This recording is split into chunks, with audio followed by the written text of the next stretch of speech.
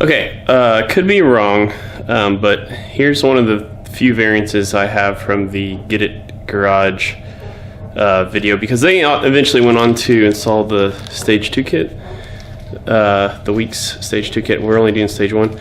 So this is the EGR block-off plate, and it goes...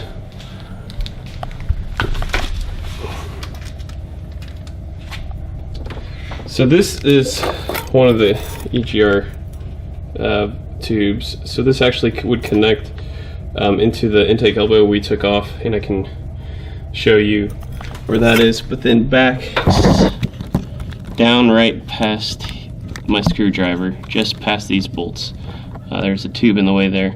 But anyway, so we're going to block that off, and actually it's a little further down. There you go. You can kind of see between those two tubes, just probably barely.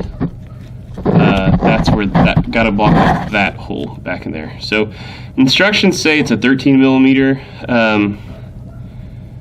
bolt, but mine were actually 10 millimeters. So I don't know if that means somebody's just gotten in here before.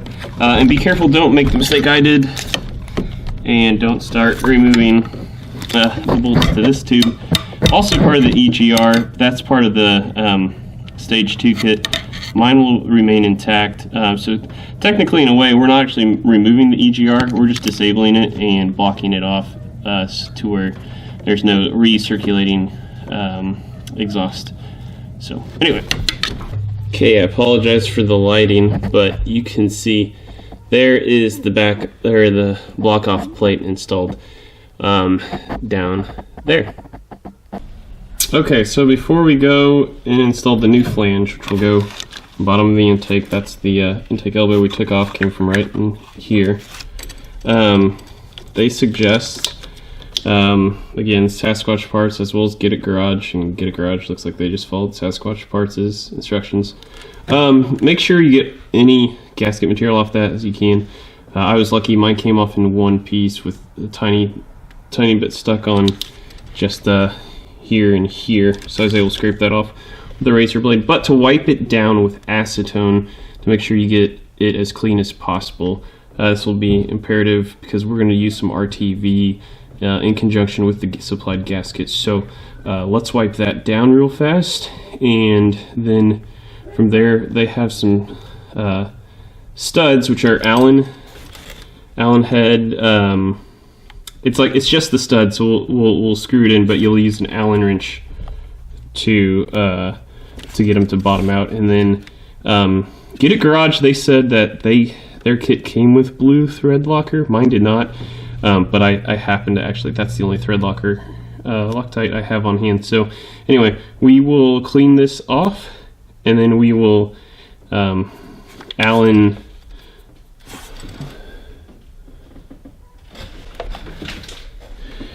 drive the supplied studs here.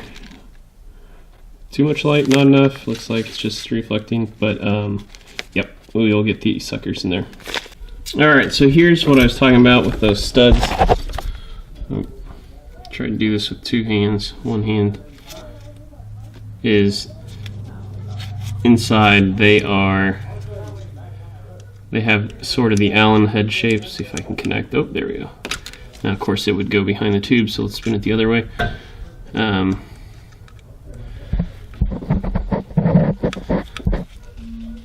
So anyway, gets right in the stud, and that's how we tighten them up. Now, keep your acetone rag like I did on hand, because I got a little bit of thread locker that spilled out of, as it's tightened all the way in. A little bit on the flange, so go ahead and just wipe that off right away, just to be better safe than sorry. But anyway, pretty straightforward, pretty easy. Okay, so now we have put RTV on the gasket, slid it up on those 4 studs, and I've also put RTV.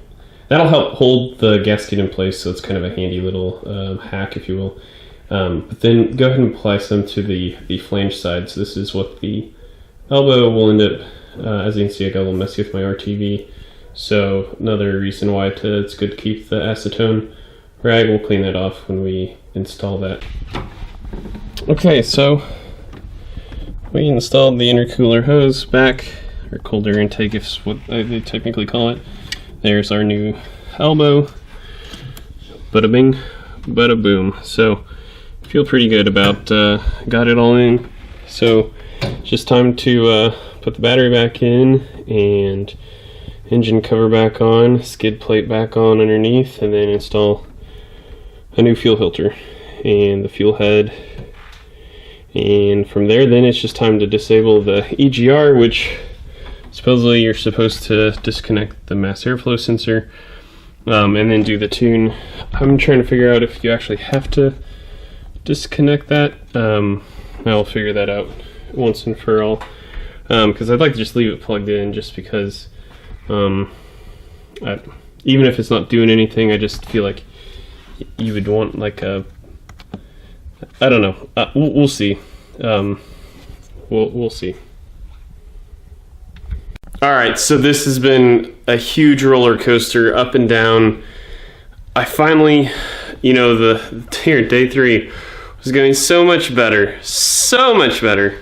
I got everything all the way done and buttoned up, and I thought, you know what, I'm going to double check on my fuel filter and see if I pumped it enough to pressurize the system, do it one last time. And wouldn't you know, when I'm cracking open, actually it's really when I was tightening back the bleeder valve, I stripped out the threads on the inside. So now I have to buy a new fuel head for this thing. Maybe not, and we might be able to tap it. My buddy Mike, who helped me out on the last round of repairs, I'm gonna take it over to his place tomorrow, see if we can come up with some other solution. But God, I was so close. I was wanting to just turn the key, just see if it would run, just whatever. While I was in there, I cleaned out the map sensor. It was dirty. I replaced that back in like April, but and it wasn't as bad as it was in April, but it was dirty enough. So I think that could have been part of my problems. But geez, come on. So anyway, this is not a very good how-to. Hopefully you'll just stick with Git-it Garage. Let's get that light out of the background. Okay, so I guess hopefully you enjoyed that. Seems like this is the way things always go for me in mechanics and working on my own stuff, but